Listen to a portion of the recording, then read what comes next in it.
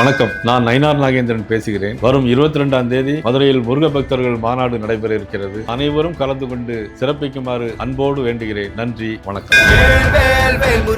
பாகிஸ்தானுடனான சிந்து நதிநீர் ஒப்பந்தத்தை இந்தியா ஒருபோதும் அமல்படுத்தாது என்று மத்திய உள்துறை அமைச்சர் அமித்ஷா திட்டவட்டமாக தெரிவித்துள்ளார்.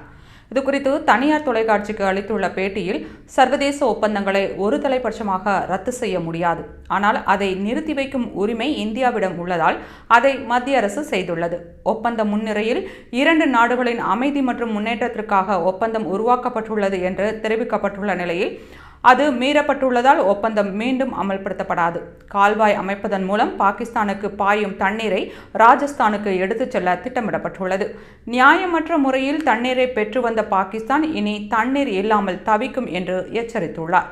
முன்னதாக சிந்து நதிநீர் ஒப்பந்தத்தை இந்தியா நிறுத்தி வைத்தது தொடர்பாக பாகிஸ்தானின் நீர்வளத்துறை செயலர் சையத் அலி முர்தாசா இந்தியாவில் ஜல் சக்தி அமைச்சகத்திற்கு 4 கடிதங்களை எழுதியுள்ளார்.